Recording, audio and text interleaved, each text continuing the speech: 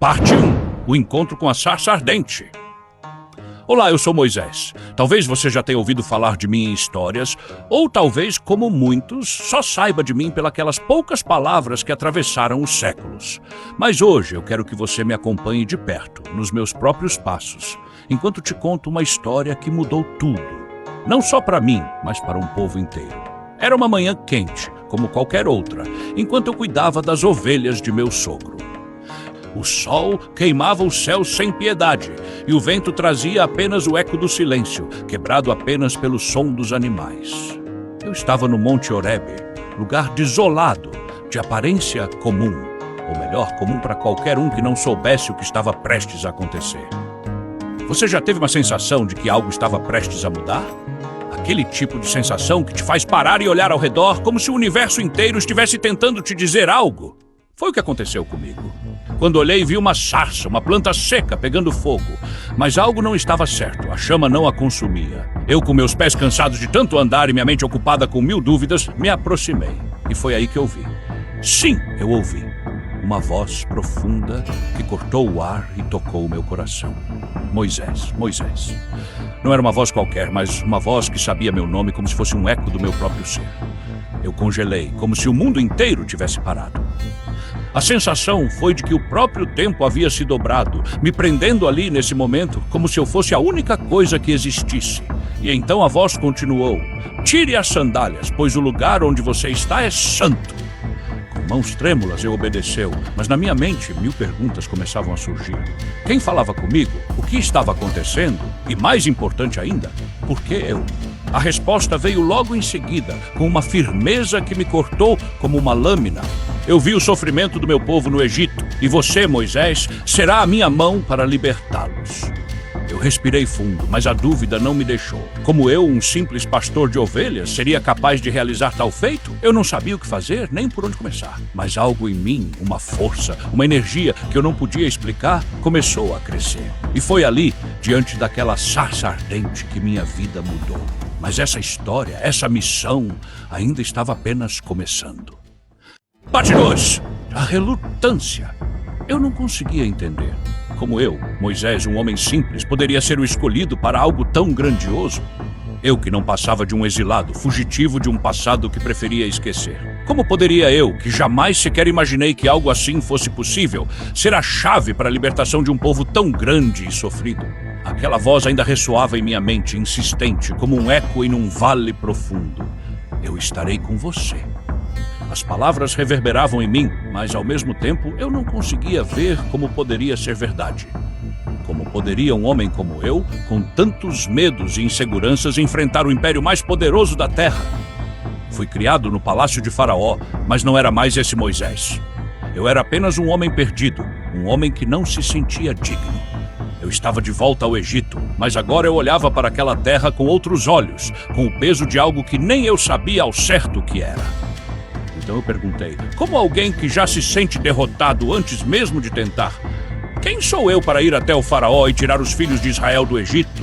Quem sou eu que mal sou capaz de entender o que está acontecendo comigo? O silêncio que se seguiu foi profundo. Senti o ar ao meu redor se condensar, como se algo estivesse prestes a acontecer. Então a voz falou de novo, e cada palavra parecia penetrar em meu ser. Eu estarei com você. Aquela frase não parecia ser apenas um consolo, mas uma afirmação poderosa e imutável. Você será meu mensageiro, disse a voz. Eu usarei você. Eu queria argumentar mais, protestar, me esconder, mas havia algo ali, algo em sua voz, que me fazia sentir que era inútil tentar fugir. Não havia como escapar daquela missão, pois ela estava escrita no meu destino. Porém, a dúvida ainda consumia minha mente. E enquanto eu olhava para o chão diante de mim, uma sensação estranha começou a tomar conta de mim. Será que eu realmente conseguiria cumprir o que estava sendo me pedido? Como poderia algo tão impossível se tornar realidade? E foi nesse momento, quando a dúvida ainda me fazia vacilar, que a voz de Deus me deu outro sinal, algo que mudaria tudo. Parte 3. O sinal da vara. Eu estava ali, sozinho, em um lugar onde o vento parecia sussurrar segredos antigos e a terra estava impregnada com o peso de uma história que ainda não havia sido escrita. E então Deus, com a calma de quem sabe o que está prestes a acontecer: Moisés, o que você tem na mão? primeira coisa que fiz foi olhar para as minhas mãos. Estavam calejadas, ásperas do trabalho com as ovelhas. Na minha mão esquerda, a vara, meu único companheiro nos longos dias de pastoreio. Era uma vara simples, de madeira comum, sem nenhum brilho, sem nada que pudesse revelar qualquer poder. Ela era apenas um objeto, algo que eu usava para guiar minhas ovelhas, e agora me parecia apenas um lembrete de quão insignificante eu me sentia. Uma vara, respondi, sem saber o que mais dizer. O que isso teria a ver com a missão que me fora dada? Como aquilo poderia ser útil diante de algo tão colossal? Foi então que ele disse, jogue-a no chão. Eu hesitei. O que aconteceria se eu a jogasse? Seria apenas uma vara caindo no chão, sem mais nem menos. Mas a voz parecia tão firme, tão carregada de uma autoridade que eu não podia negar. Então, com uma sensação de incerteza, eu joguei a vara no chão. E de repente, a terra ao redor de meus pés parecia tremer. A vara se contorceu como se tivesse vida própria. Para minha total surpresa, ela se transformou diante dos meus olhos, em uma cobra. Eu gritei e dei um passo para trás, o medo tomava conta de mim. Mas antes que eu pudesse dar outro passo, a voz soou novamente, mais firme. Pegue-a pela cauda. A princípio, não me atrevi. Como alguém poderia pegar uma cobra pela cauda e sair ileso? Mas a voz não se calava, como se a minha hesitação fosse um desafio. Era agora ou nunca. Tremendo, com a coragem de quem não sabe mais o que fazer, eu me agachei e agarrei a cauda da cobra. E num piscar de olhos, a cobra se transformou de volta em uma vara comum. A cena foi como um choque elétrico, algo que não se podia entender com a razão, mas que tocava minha alma de forma imensurável. Deus me mostrou, naquele instante, que ele tinha o poder de transformar o simples em extraordinário. E naquele momento eu soube que minha jornada estava apenas começando. Mas antes de eu compreender por completo o que isso significava, outra revelação estava prestes a acontecer. Parte 4. O sinal da mão. O que se seguiu depois daquele milagre com a vara foi como um turbilhão. Minha mente estava confusa, cheia de perguntas sem resposta. Eu sentia como se tivesse sido lançado em um mundo novo, onde as leis da natureza se curvavam diante de uma força maior. Mas a voz, a mesma que me guiava, não me deixou em paz. Ela estava tão presente, tão imutável, como se fosse parte de mim. Coloque a mão no peito, a voz me ordenou, com uma calma que me fazia sentir que qualquer hesitação seria uma fraqueza. Sem questionar, coloquei minha mão sobre meu peito, sobre o meu coração, e em um gesto quase instintivo, a retirei rapidamente. A sensação de calor era inusitada. Quando a olhei, minha pele estava branca, coberta por manchas leprosas, como se a doença tivesse tomado conta de mim em um instante. Meu corpo se paralisou de medo. A visão da minha própria mão, transformada, me deixou sem palavras. Eu era um homem marcado, condenado. Eu olhei para o céu, buscando algo, qualquer coisa que me explicasse o que estava acontecendo, mas não havia respostas.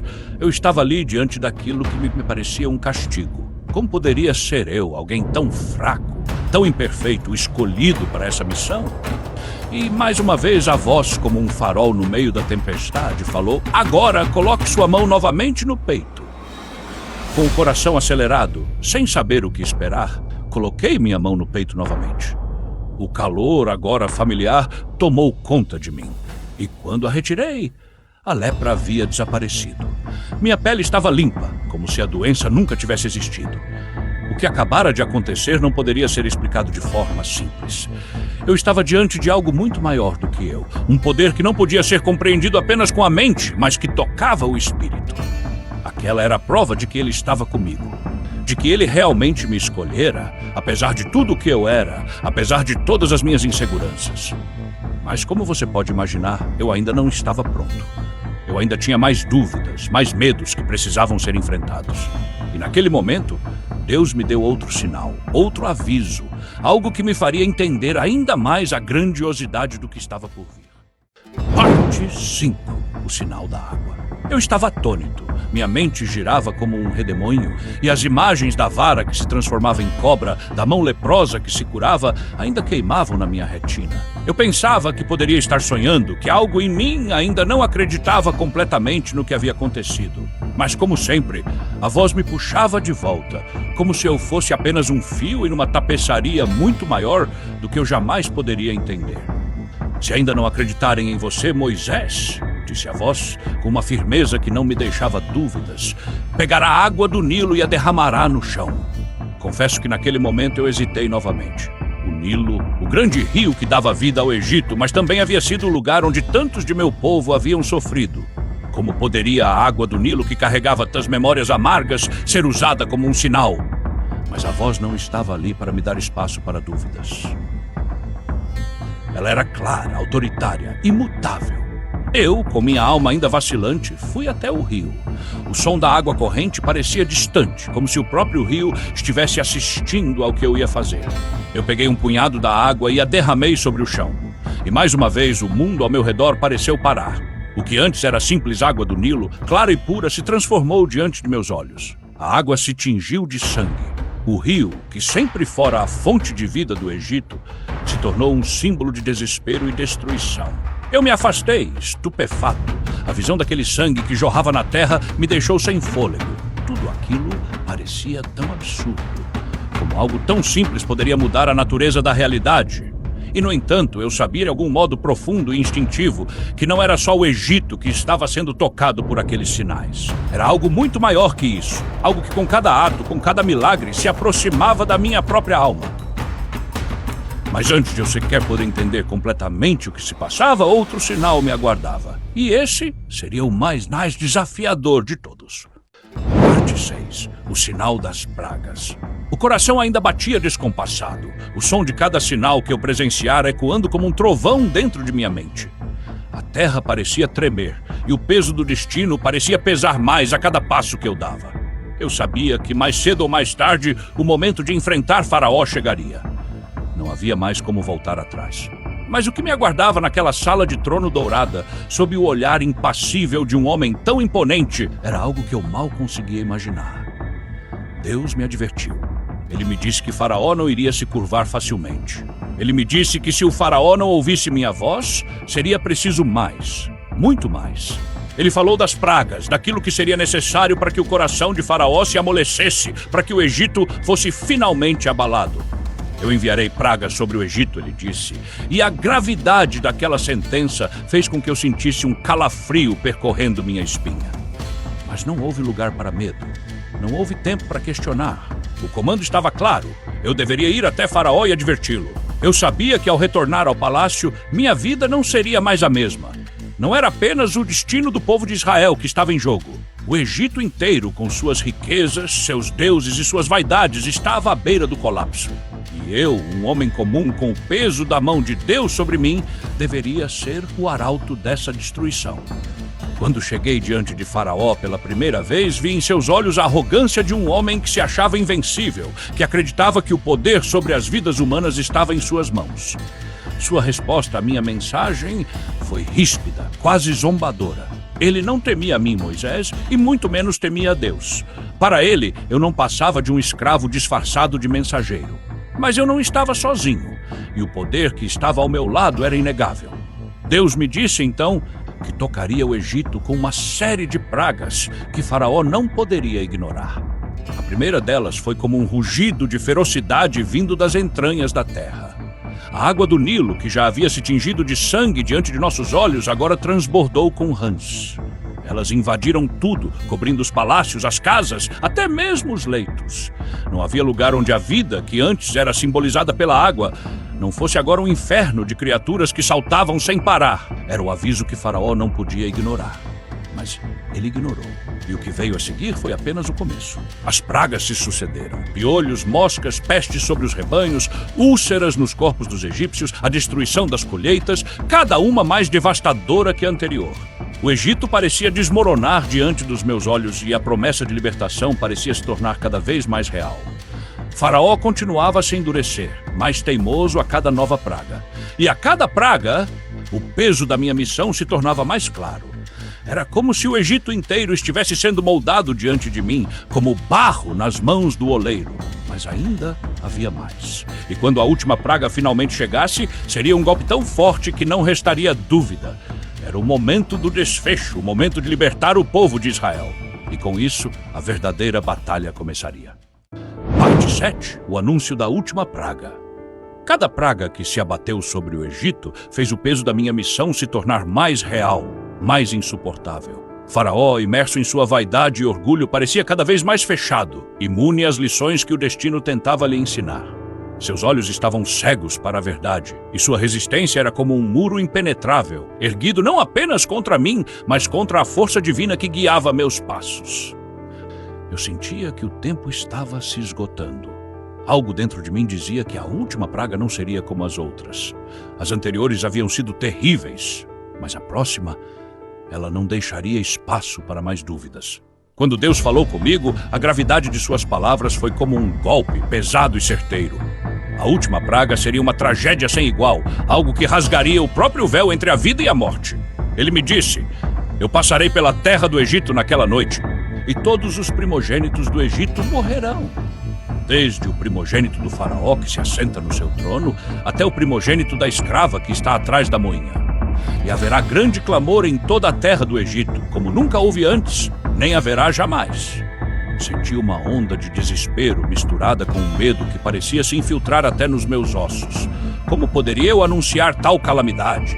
Como poderia um homem simples como eu ser o porta-voz de um destino tão cruel, tão devastador?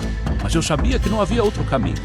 As palavras de Deus eram claras, imutáveis. Eu me apresentei diante de Faraó uma última vez, e desta vez algo na atmosfera parecia diferente. O ar estava pesado, tenso, como se até o próprio Egito soubesse que o fim estava próximo. Faraó, sentado em seu trono com o olhar endurecido e a voz fria, me encarou. Não houve mais zombarias, nem risos, apenas um silêncio denso que nos envolvia. Eu lhe anunciei a última praga. O som da minha voz, que antes parecia distante e incerto, agora estava cheio de autoridade, como se o próprio peso do céu estivesse em cada palavra. O faraó olhou para mim sem resposta, mas seus olhos falavam. Havia algo ali, uma chama de raiva, uma chama de desespero. Aquela seria a praga que, se não quebrasse sua resistência, acabaria de vez com qualquer pretensão de poder. Não havia mais barganha, não havia mais tempo. O castigo estava selado, e quando a noite caísse, as sombras que se arrastavam nas ruas do Egito seriam diferentes. A morte caminharia entre nós, e de alguma forma eu sabia que minha jornada estava prestes a tomar um rumo que ninguém poderia prever. Porque depois da última praga, nada mais seria como antes. Parte 8. A noite da passagem. O ar estava mais denso do que nunca. A noite que se aproximava não era apenas uma noite comum. Era uma noite carregada de presságios, de um peso ancestral, de um silêncio profundo que parecia que todo o Egito estava à espera de um desfecho que não poderia ser evitado. Eu sabia, com cada fibra do meu ser, que a decisão de Deus estava tomada. O que aconteceria naquela noite mudaria para sempre o curso das nossas vidas. A palavra havia sido dada. Os primogênitos de todo o Egito, desde o mais alto ao mais humilde, seriam ceifados, mas para o povo de Israel havia uma promessa de proteção. Deus me orientou a dar um aviso ao nosso povo, algo tão simples quanto poderoso, um sinal que os salvaria da destruição iminente. Cada família de Israel deveria sacrificar um cordeiro sem defeito e espalhar o seu sangue sobre as ombreiras e a travessa das portas de suas casas. Esse sinal, esse ato, seria o que nos separaria do resto do Egito. Aquela noite não seria como qualquer outra. A presença de Deus, como uma sombra invisível, estava sobre nós, guiando cada movimento, cada passo. Ao olhar para o sangue tingindo as portas, senti uma sensação de que estávamos, de alguma forma, entre o céu e a terra, entre a vida e a morte. Algo muito maior do que nós estava em jogo. Enquanto as famílias de Israel se preparavam, com as mãos tremendo e os corações acelerados, eu também sabia que nada poderia prepará-las para o que estava por vir. Os egípcios, alheios ao que acontecia dentro de nossas casas, continuavam suas vidas, confiantes de que nada os afetaria. Mas eu sabia o que estava prestes a acontecer. À medida que a noite avançava, uma quietude sobrecogedora se espalhou. Não havia som. Não havia nada além do som dos corações batendo, do cheiro do cordeiro assado que se misturava com o vento quente e seco do deserto. E então, à meia-noite, o chão pareceu tremer e a mão de Deus se estendeu sobre a terra com uma força avassaladora. Os gritos começaram. Primeiro um, depois outro. E logo, em uma onda de pavor, o Egito inteiro parecia gritar em uníssono. As casas dos egípcios estavam repletas de lamentos e desespero. Não havia lugar onde o lamento não se ouvisse. Era como se a própria terra estivesse chorando, sofrendo pela perda, pela dor irreparável que havia tomado conta do Egito. Mas, em Em nossas casas, entre os filhos de Israel, a paz reinava. O sangue nas portas fez toda a diferença. A noite passou, mas o terror que se abateu sobre o Egito jamais poderia ser esquecido. Faraó, finalmente tocado pelo peso do que acontecera, enviou-nos embora. Levem seus rebanhos, suas mulheres, seus filhos e saiam, ele ordenou. A libertação estava diante de nós, mas eu sabia que ainda havia algo mais, algo maior esperando. O Egito havia nos expulso. Mas o caminho à frente era um abismo. O que viria a seguir nos aguardava. A travessia estava prestes a começar. E eu sabia que a verdadeira prova de nossa fé ainda estava por vir. Parte 9. A travessia do Mar Vermelho. A liberdade estava ao nosso alcance, eu podia sentir isso no ar. Mas também havia algo mais. Uma sensação de que, apesar de termos saído do Egito, ainda não estávamos verdadeiramente livres. Não ainda. Algo nos aguardava. Algo que faria com que o deserto, com as vastas areias, parecesse um refúgio comparado ao que estava por vir. Enquanto caminhávamos, com o peso de nossa jornada sobre nossos ombros e os olhos cheios de um futuro incerto, algo não estava certo. De repente, as águas do Mar Vermelho começaram a parecer mais ameaçadoras, como se o próprio mar soubesse que nossa travessia não seria simples. O vento cortante que soprava do deserto parecia dizer que a liberdade não era algo que seria entregue sem luta. E então fomos parados. Os egípcios haviam nos deixado ir, mas não por muito tempo. O som das rodas de seus carros de guerra se aproximando foi como um grito do próprio inferno. Faraó, em sua arrogância, não aceitava a derrota. Ele nos perseguiria até o fim como uma sombra que não se pode escapar. O céu se escureceu e o desespero começou a tomar conta do nosso povo. Mas mesmo no meio da angústia, algo me dizia que Deus estava conosco, que Ele nunca nos abandonaria. Ficamos diante do mar, com o exército de Faraó se aproximando, prontos para nos esmagar, e a água do Mar Vermelho diante de nós, como uma parede imensa e impenetrável. Não havia para onde correr. Cada um de nós estava ali, parado, respirando pesadamente, sentindo o peso de um medo que parecia imenso. Eu levantei os olhos para o céu e vi, como se fosse um sussurro, a resposta. A ordem estava clara. Erga seu cajado. O que parecia ser uma simples vara, usada por mim para tantas coisas, agora se tornaria o instrumento de nossa libertação. Com um grito de fé, ergui o cajado e no momento em que ele tocou o céu, uma força indescritível pareceu tomar o ar. O mar começou a se mover. As águas se separaram, como se uma mão invisível tivesse partido o mundo ao meio. Cada onda, como uma muralha de água sólida, se ergueu dos dois lados, criando um caminho seco e imenso entre nós e o exército de Faraó. Não era mais um mar. Era um caminho, uma estrada que se abria diante de nós, em direção à liberdade. Sem hesitar, guiamos o povo pela terra seca que agora se estendia sob nossos pés. O medo ainda no ar, mas com a fé crescendo a cada passo que dávamos sobre aquele fundo marinho. Não era apenas um caminho físico. Era um caminho espiritual, uma jornada de confiança em algo além de nós mesmos, em algo maior que nossa compreensão. Mas enquanto avançávamos, algo me dizia que a travessia não seria tão simples quanto parecia. A perseguição estava próxima. O exército de Faraó estava atrás de nós, e uma tempestade de tensão começava a se formar. Sabíamos que tínhamos pouco tempo, o mar nos protegia, mas por quanto tempo? Eu olhei para o horizonte e uma nova sensação me invadiu. Não era mais só medo. Agora, sentia que a verdadeira batalha estava prestes a começar. E o caminho à frente não seria apenas uma travessia física, mas um teste de fé, resistência e coragem que nos definiria para o resto da nossa jornada.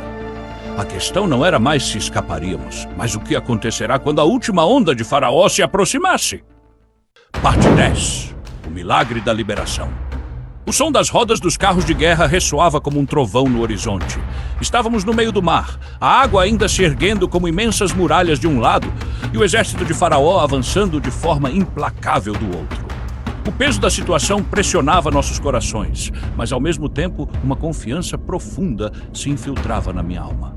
Deus estava conosco. E, no exato momento em que a última fileira de israelitas pisou na terra seca do outro lado, um vento feroz soprou sobre o mar. Era como se os próprios céus estivessem nos protegendo, como se as correntes do destino finalmente estivessem alinhadas conosco. O mar, que havia nos dado passagem, agora parecia se levantar como uma fúria para consumir nossos inimigos. Foi quando eu, com o cajado em mãos, ergui os olhos ao céu. Era a última chance, o momento decisivo. O momento em que o próprio mar, que havia nos dado alívio, se voltaria contra aqueles que tentaram destruir nossa liberdade. Com o movimento ordenei: voltem águas, envolvam os egípcios e cubram seus carros e cavaleiros. O grito ecoou, mas não foi só meu grito. Era a voz de Deus. E como um eco da sua vontade, as águas começaram a se fechar e a tempestade da justiça se desabou sobre os egípcios. Em um instante, a terra que havia sido separada se uniu novamente. As águas caíram pesadamente, levando consigo tudo que Faraó enviou atrás de nós. Os cavalos, os carros de guerra e o exército poderoso que o seguia sucumbiram às águas, desaparecendo no abismo, enquanto nós, com os pés firmes na terra, contemplávamos a libertação. Aqueles que perseguiam nosso povo não seriam mais uma ameaça. A mão de Deus nos havia livrado e agora, finalmente, éramos livres. Olhei para as faces dos meus irmãos e irmãs e vi ali algo que não podia ser descrito em palavras. Era um brilho nos olhos, um sorriso que vinha da alma, uma vitória que não se media em números, mas em fé, coragem e a certeza de que, mesmo nos momentos mais sombrios, Deus nunca nos abandona. Saímos do mar e a terra seca sob nossos pés se tornou um símbolo do novo caminho, da nova vida que se abria diante de nós. O Egito, com seus grilhões, ficara para trás. Agora éramos um povo livre, mas essa liberdade tinha um preço. Uma jornada de fé e compromisso com aquele que nos libertou. E enquanto caminhávamos para a terra prometida, a esperança brotava em nossos corações, mas também sabíamos que o deserto à frente não seria fácil. Mas como sempre, Deus nos guiaria. Sua mão estava sobre nós, agora e sempre. Agora, meus amigos, a jornada de Moisés e do povo de Israel está apenas começando. O deserto é vasto e muitas provas nos aguardam. Mas sempre haverá luz no fim do túnel.